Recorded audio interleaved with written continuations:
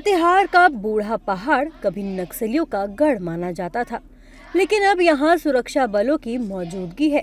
CRPF की 11वीं battalion के कमांडेंट यादराम बुनकर के नेतृत्व में सुरक्षा बल न केवल लोगों की सुरक्षा कर रहे हैं, बल्कि बच्चों को शिक्षित कर उनके भविष्य को भी संवार रहे हैं। सीआरपीएफ कमांडेंट यादराम बुनकर ने गांव की स्थिति की जानकारी दी और बताया कि गांव के लिए कोई पक्की सड़क भी नहीं है और वहाँ बच्चों का भविष्य खतरे में है। देखिए, टीशिया एक छोटा सा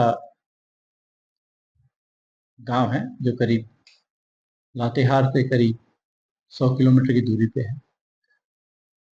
बारिशान तक आप सड़क से जा सकते हैं, उसके बाद बड़ा दुर्गम रास्ता है। आपको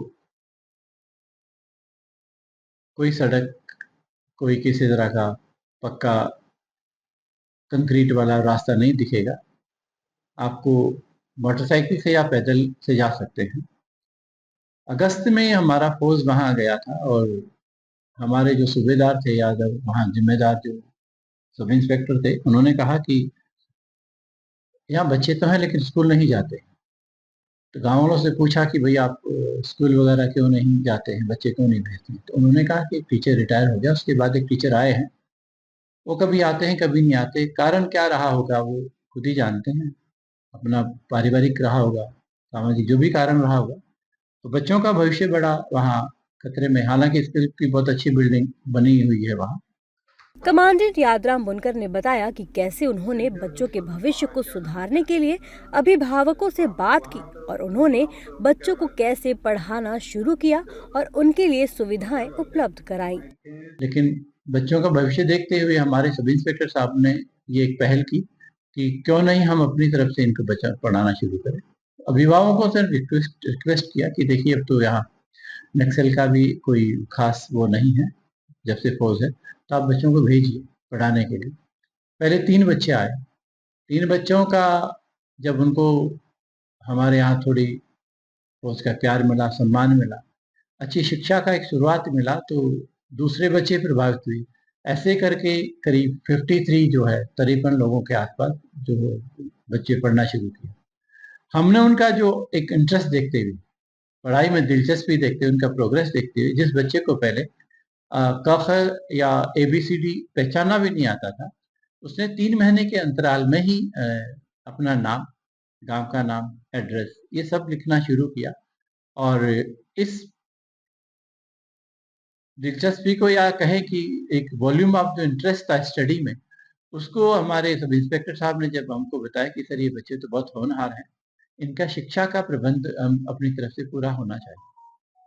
तो जो हम कर सकते थे बच्चों को हौसला अफजाई के लिए, उनको अ, लेखन सामग्री है, उनको स्कूल ड्रेस है, जो भी पढ़ने में ज़रूरत चीज़ें हैं वो हमने मुहैया कराया और रिजल्ट में हमको बहुत अच्छा मिला।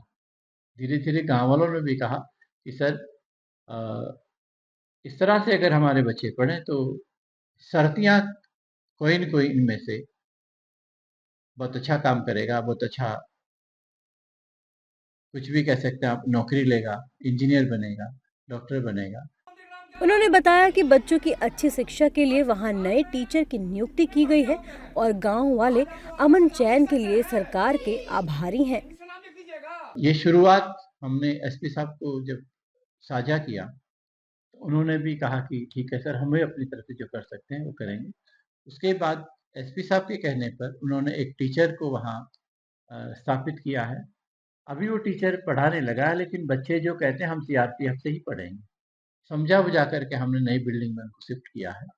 और अब गाँव वाले भी कहते हैं सर अमन चैन है।